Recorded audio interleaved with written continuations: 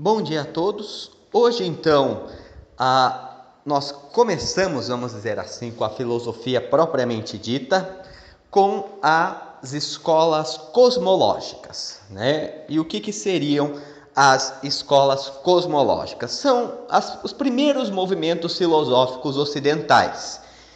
E eles têm esse nome porque a maior parte desses movimentos, ou o foco desses movimentos, dizia respeito à filosofia natural, né? Então, o cosmos tem a ver com o universo, mas também tem a ver com a natureza, né? E lógico de logos, né? O conhecimento, o discurso, né? A razão.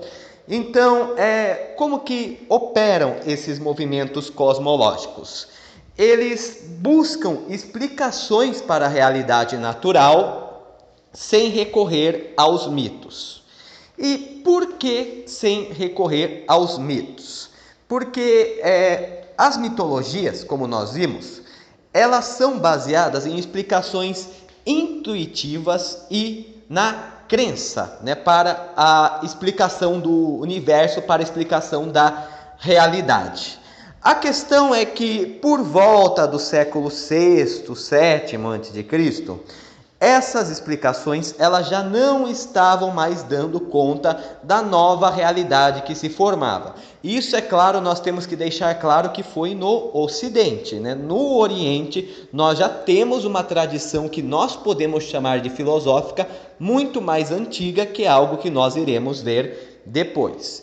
Então, qual que vai ser esse contexto? Primeiramente, nós vamos ter, sobretudo na região da Hélade, que é a Grécia, né, o mundo grego, né, que, lembrando que a Grécia antiga não necessariamente corresponde com a Grécia atual. Tá? Então, a república que se instala na Grécia atualmente, ela pega mais aquela porção continental da Ática, Macedônia e do Peloponeso.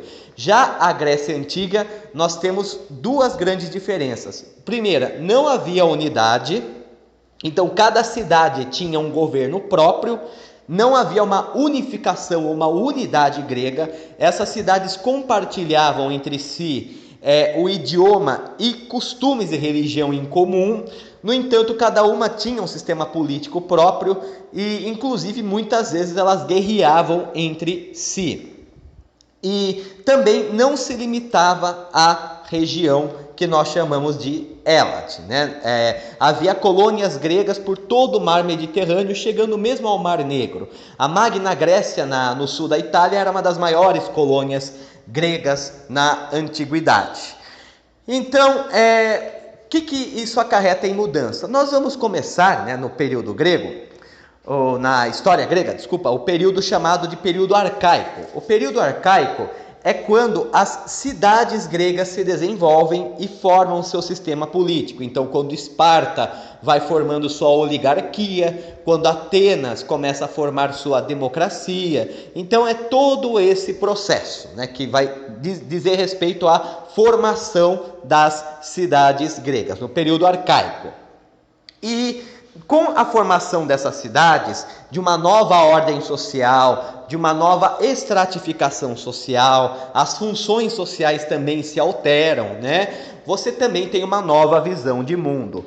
Então, o poder tradicional, que era sustentado pelos mitos, ele não serve mais para essa nova realidade.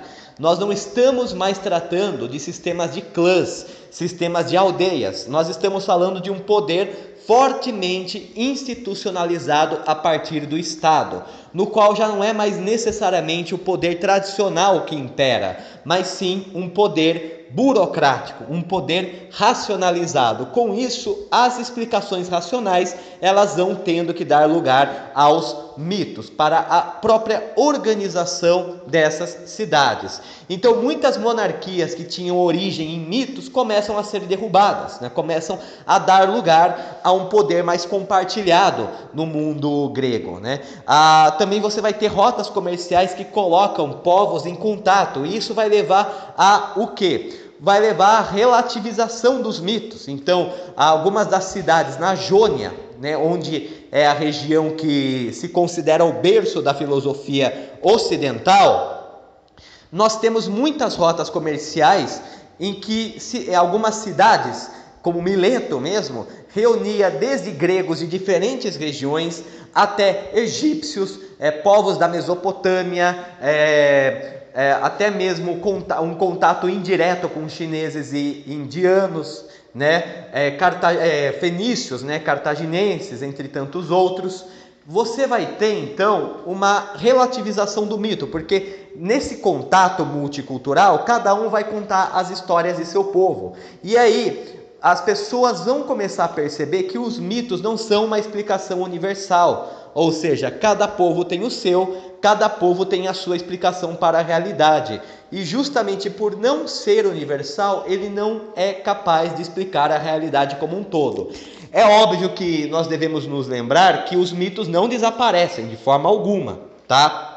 Mesmo com algumas críticas, mesmo com alguns filósofos questionando, contestando as explicações míticas, eles ainda vão permanecer na religião antiga grega, né? Mas uma nova forma de pensamento, que é o pensamento filosófico, começa a prosperar nessa área.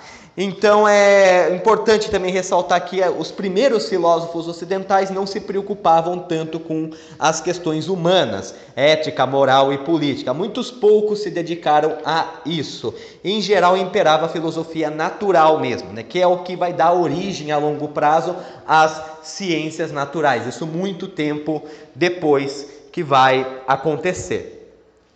Então, com base nisso, né, nós temos os mitos, eles começam a ser suplantados por novas explicações filosóficas. Então, primeiramente, né, quais que seriam os principais pontos de discussão filosófica que essas escolas cosmológicas irão tratar? Então, o primeiro ponto é o conceito de physis.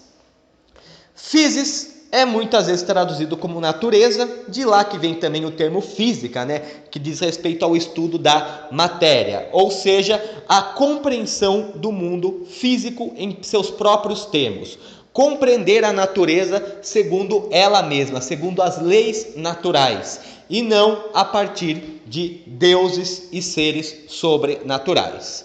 A causalidade é um outro conceito, o segundo ponto, né? O primeiro é a physis, o segundo ponto é a causalidade, que tudo tem uma causa e uma consequência, certo? Então, todos nós aqui nesse momento somos consequência de várias causas. Resta ao filósofo reduzir todas as causas, compreender a causa de todas as causas para chegar numa causa final, ou seja, a origem de tudo, né? Uma causa primária, a causa primeira que foi, vamos dizer assim, a primeira engrenagem que movimentou toda a história da humanidade, a qual é conhecida, né? Aí nós entramos no terceiro ponto como arquê.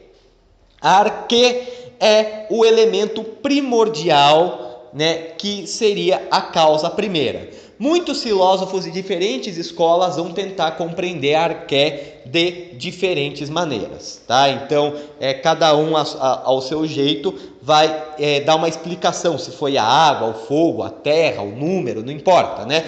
Cada um vai explicar uma causa primeira para todas as outras coisas que existem no mundo, né? A causa de todas as causas é o que seria a arqué.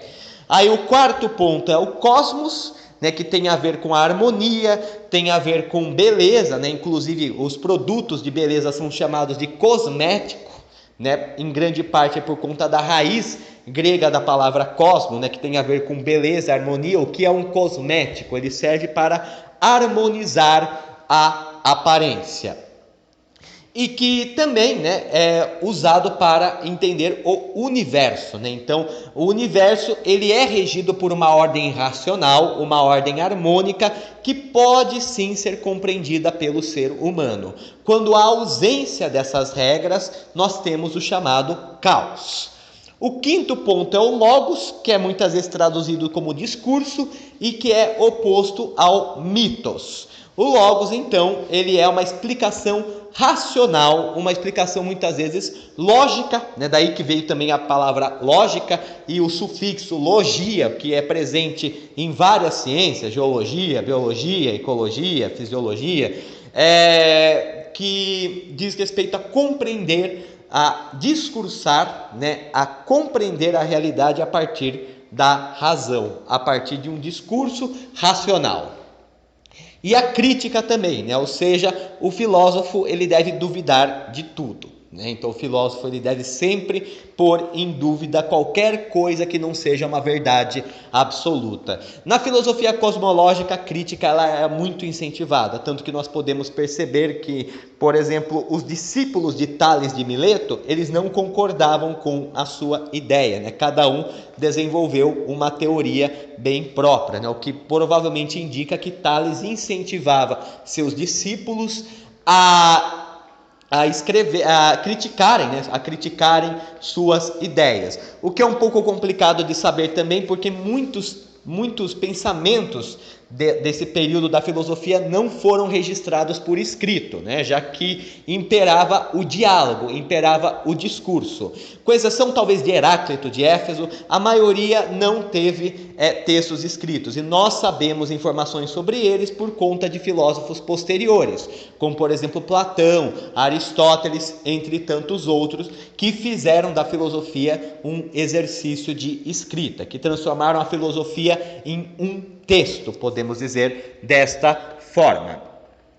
Então, como eu afirmei anteriormente, embora considere-se Tales de Mileto o primeiro filósofo de fato no Ocidente, o pensamento especulativo e questionador já era muito comum em outras regiões do mundo, principalmente no Oriente. Né? A filosofia oriental ela é muito mais antiga do que a filosofia grega. Então, para citar alguns exemplos de como esses movimentos filosóficos já explicavam a realidade muito tempo antes dos gregos, nós temos na Índia, por exemplo, o Parashara e o Vyasa, né?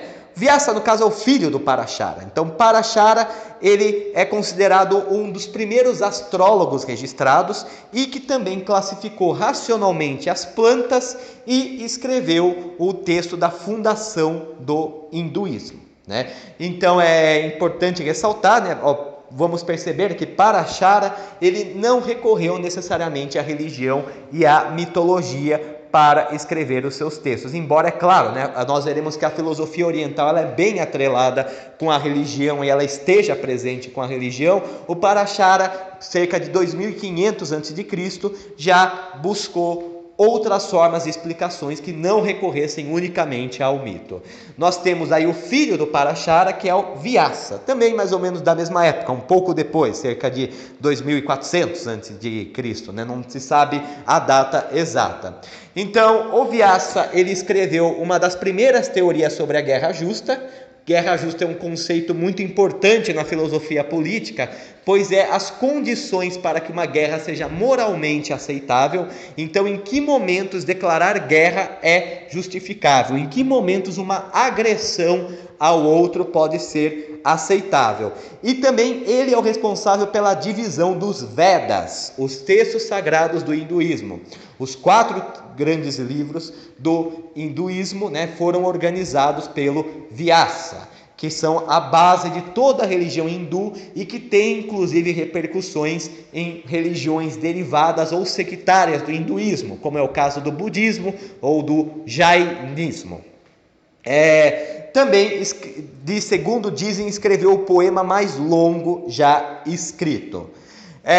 Na Acádia, na Mesopotâmia, cerca de 2285 a.C., nós temos a Enheduanna.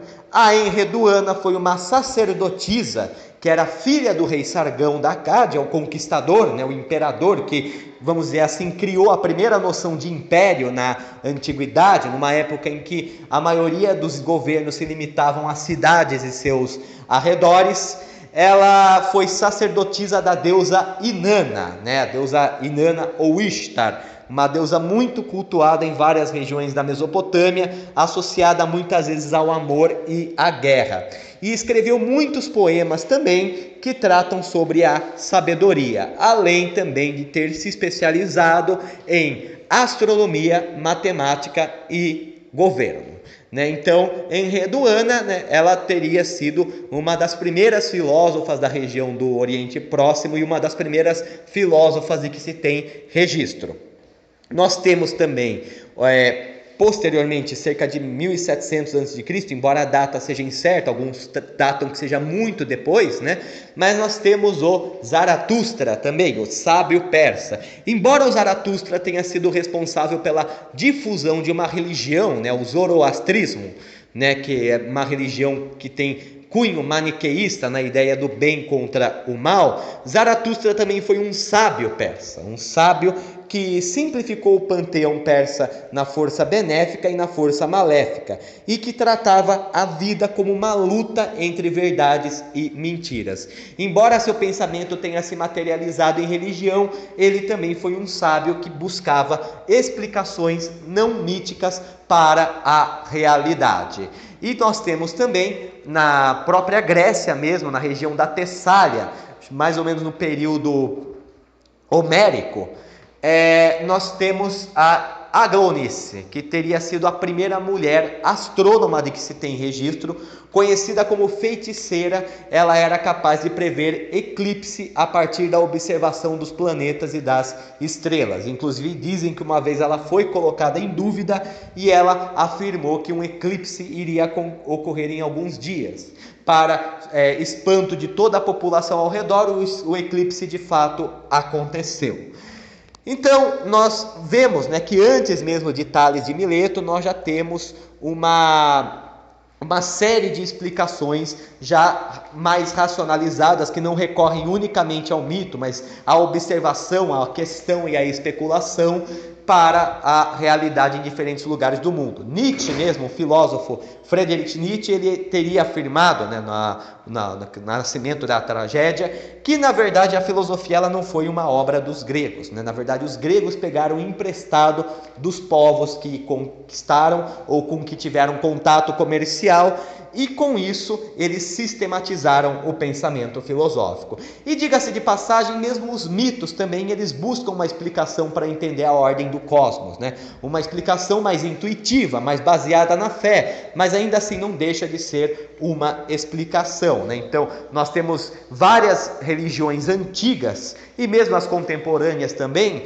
que entendem uma ordem cósmica, uma lei cósmica que pode ser gerida por deuses ou por uma força sobrenatural. Então, entre os aborígenes australianos, nós temos o sonho como motor, como regra de todo o universo, o Tao, no taoísmo, né? O Rita, no hinduísmo, Maat, no Egito, entre tantos outros exemplos, né? A sorte também, né? O que é muito comum, os gregos acreditavam nas moiras, que eram personificações do destino, né? Já os vikings acreditavam nas nornas, que eram mais ou menos similares às moiras. Então, nós temos, mesmo com os mitos, nós já temos as primeiras iniciativas de explicação da realidade, mas o que vai mudar agora é justamente essa racionalização da explicação da realidade. Então, o primeiro filósofo que nós temos na Grécia Antiga teria sido Tales de Mileto, mais ou menos por volta do século VI, né? Século VI a.C. Ele foi o fundador da primeira escola filosófica ocidental, que é a escola jônica. A escola jônica ela tem esse nome por conta de ter se localizado na região da Jônia. A região da Jônia é aquela região que fica onde seria mais ou menos a atual Turquia, a atual costa turca, né? A costa ocidental da Turquia, onde havia várias colônias comerciais gregas, da qual uma das principais era Mileto. Então, Tales de Mileto ele era supostamente proveniente de lá, e ele foi o primeiro que se tem registro a propor uma explicação da realidade segundo ela mesma. Segundo ele, a arqué, ou seja, a causa de todas as causas, a causa primeira de tudo, seria a água. Como assim a água? Segundo Tales, não seria necessariamente a água que nós bebemos ou nos banhamos, mas o próprio conceito metafísico de água, né? Ou seja, a essência da água. A água como presente em todas as suas formas, em todos os seus estados. Gasoso, líquido, sólido, não importa, né? Então, qual que seria a argumentação de Tales de Mileto nesse sentido? Primeiramente, que todos os seres vivos necessitam de água. Plantas ou animais, não importa, todos necessitam da água para sobreviver. Além disso, a água, ela facilmente se transpõe entre os três estados da matéria, líquido, sólido e gasoso. E também, né, a vida, né, ela supostamente viria da água, né? E é claro, né, se a gente for pensar bem no contexto contemporâneo, na ciência contemporânea, a gente sabe que toda a vida se originou dos oceanos e também que a maior parte de todos os seres vivos é água, né? Então, o componente principal de todos os seres vivos é a água. Então, por exemplo, o ser humano ele pode ter cerca de 70% de seu corpo formado por água, um tomate tem 90%, um peixe 67%, sementes 10% e uma medusa, né, uma água-viva, pode ter 98% de seu componente sendo água. Então é claro, né, que na época de Tales de Mileto não se sabia necessariamente dessas coisas, mas se observava que durante o nascimento de animais principalmente, né, você tinha eles imersos no líquido amniótico, que para eles era água do mesmo jeito, era líquido, né? Era composto por água. Então, a água explicaria todas as coisas, ela seria a causa de todos os outros elementos, né? Lembrando que a escola jônica ela tem como base a teoria dos 4 elementos, que é a teoria que fala que tudo no planeta Terra ele é composto por 4 elementos: água, terra, fogo e ar, em diferentes proporções. E ainda existe um 5º elemento que seria cósmico, o éter, que não tem a ver com o éter da química, tá? O éter ele seria um elemento presente na abóbada celeste, nas estrelas, nos planetas, né? E que não existiria na superfície terrestre. Inclusive, daí que vem inclusive o adjetivo etéreo, né? Que tem a ver com astral, que tem a ver com cósmico também. Aqui na Terra seriam os 4 elementos. Tudo seria composto numa proporção diferenciada desses 4 elementos. Só que para Tales, a água inclusive originaria os outros 3. Os discípulos de Tales de Mileto, que também era matemático, né? Ele foi o criador do Teorema de Tales, né? Ou pelo menos é atribuído a ele o Teorema de Tales, em que você tem a razão e semelhança, no caso, né, em que retas paralelas e transversais, você tem uma razão das medidas iguais entre esses segmentos, né? Os discípulos de Tales de Mileto, nós temos entre 2 principais, Anaximandro e Anaxímenes. Anaximandro, ele foi o principal sucessor de Tales e ele propôs uma outra explicação para a realidade do cosmos.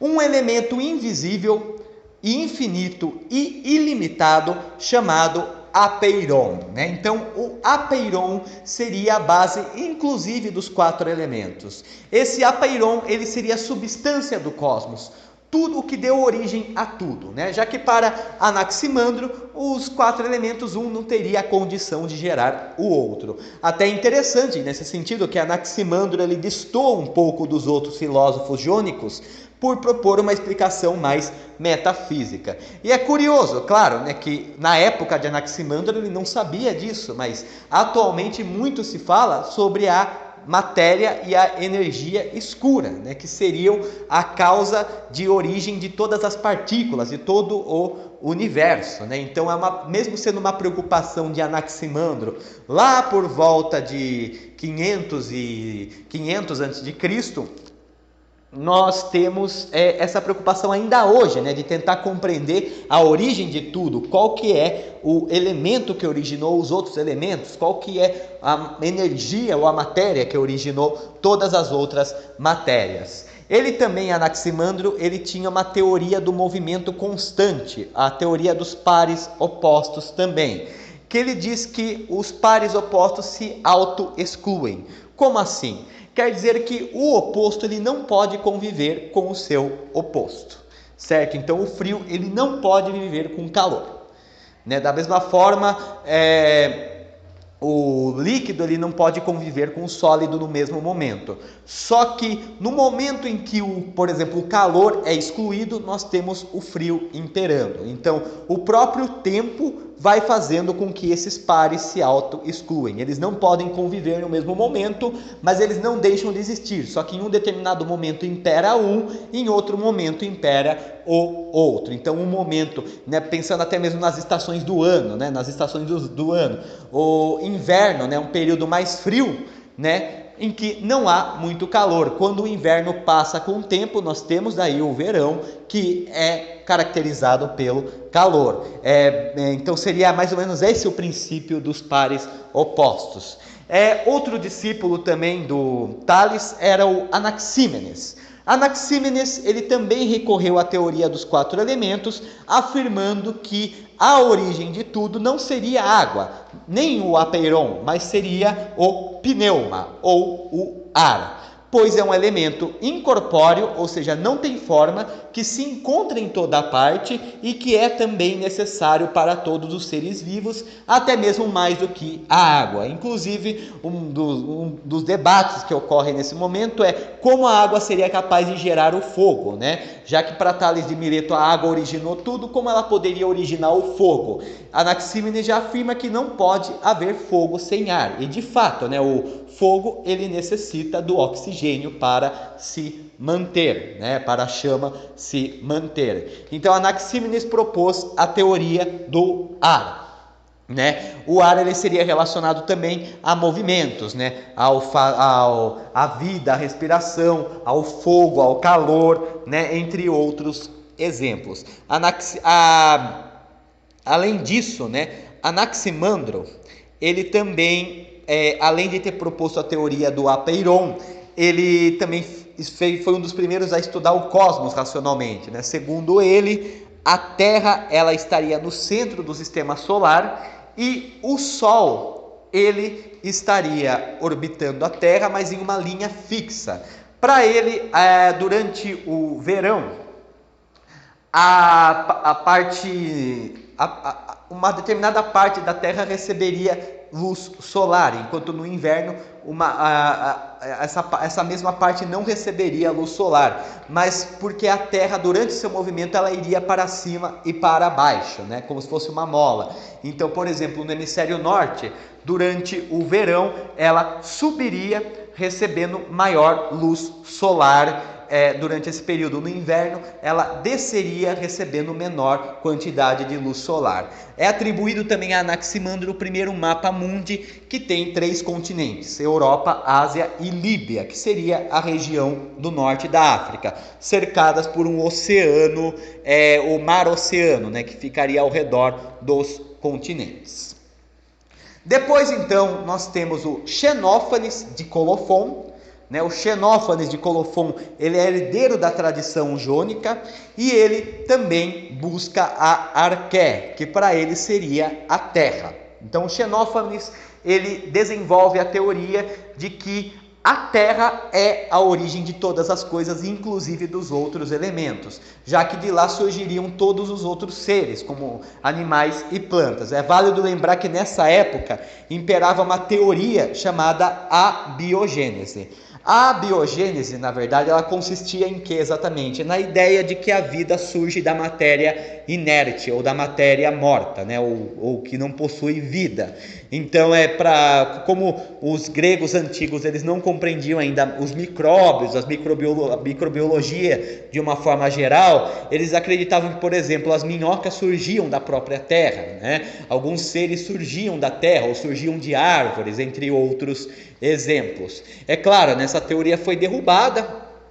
No século XVI, XVII já começaram as primeiras pesquisas para mostrar que a abiogênese ela não era uma teoria válida, mas ninguém ainda tinha conseguido explicar o que acontecia de fato, né? Até Louis Pasteur, no século XIX, desenvolver a microbiologia, que daí compreende essa lacuna deixada pela abiogênese. Xenófanes então acreditava não só que a Terra ela seria a origem de todas as coisas, a origem de todos os seres, como ele também fez uma crítica direta à religião grega antiga.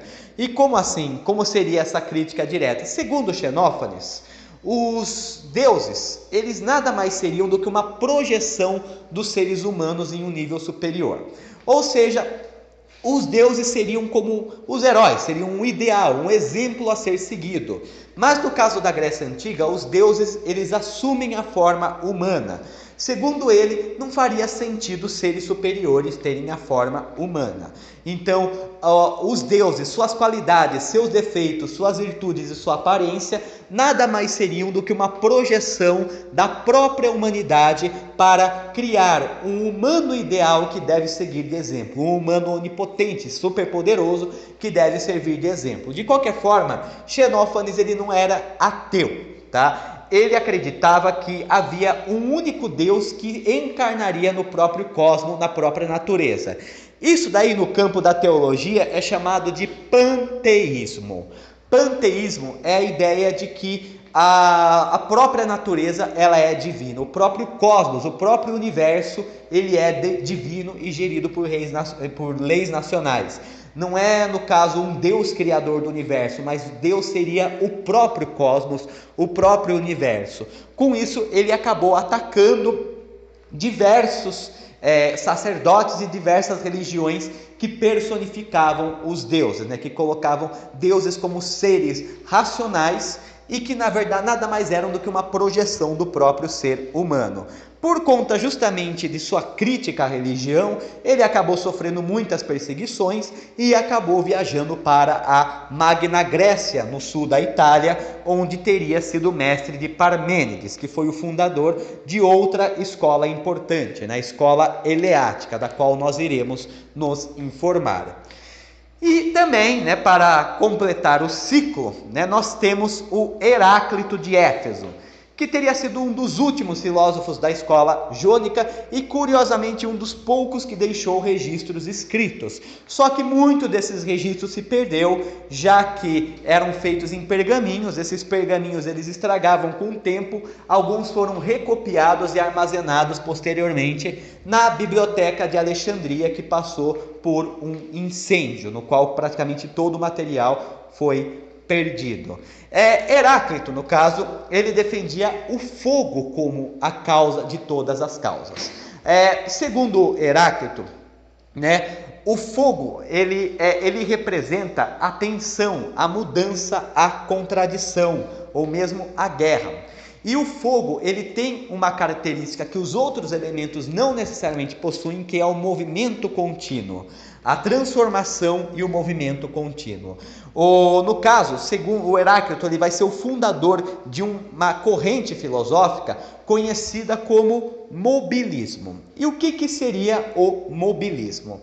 O mobilismo, ele é um preceito filosófico que consiste na crença de que tudo está em constante transformação, em constante tensão. Então, os opostos, as tensões, as mudanças, as contradições, tudo isso, na verdade, é o que caracteriza o mundo. A ideia de harmonia, a ideia de equilíbrio, a ideia de paz e estabilidade, segundo Heráclito de Éfeso, são apenas ilusórias. Inclusive, o Heráclito ele teria proferido o famoso paradoxo do rio Nilo. Qual que seria o paradoxo do rio Nilo?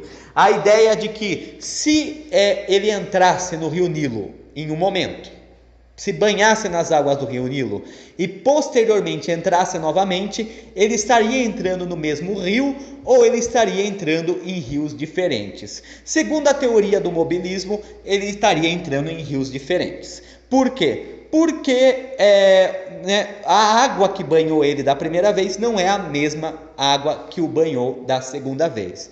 Nesse sentido, tudo está em constante transformação, tudo está em constante mudança, nada é fixo, nada é singular. A natureza por si, ela é caótica, ela é transformativa. Não adianta tentar buscar a harmonia e o equilíbrio. A harmonia e o equilíbrio são apenas ilusões que a nossa mente humana criou para tentar compreender uma realidade extremamente complexa. Pelo menos segundo a corrente mobilista, pelo menos segundo Heráclito de Éfeso.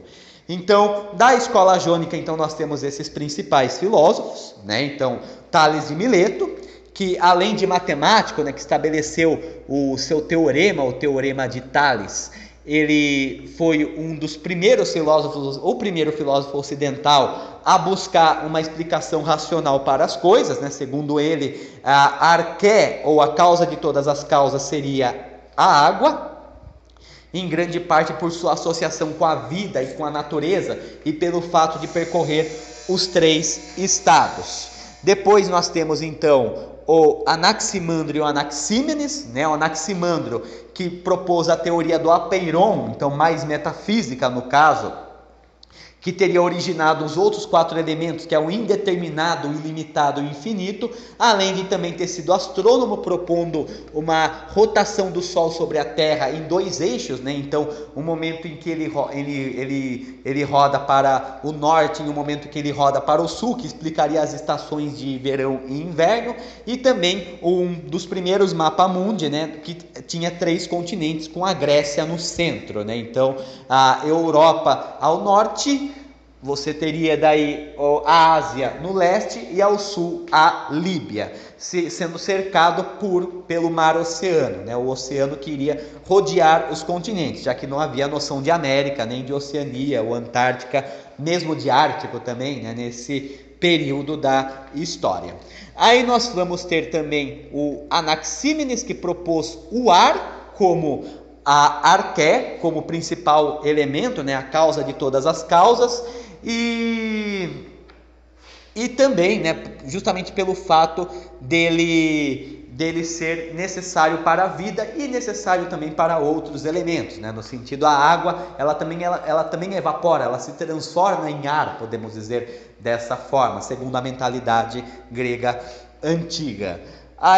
Aí nós temos também o Xenófanes, né, que vai falar que tudo se origina da terra e que também teve uma teoria panteísta, no sentido de sugerir que Deus é a própria natureza e que os deuses, os múltiplos deuses gregos com características humanas, nada mais são do que uma projeção que os próprios seres humanos criam de si mesmo, uma idealização de si mesmo, realizadas pelos seres humanos, né? E o Heráclito, que defendia o fogo e que foi o fundador da corrente mobilista, né? Em que tudo está em constante movimento. Nesse sentido, ele pega um pouco a teoria dos pares opostos,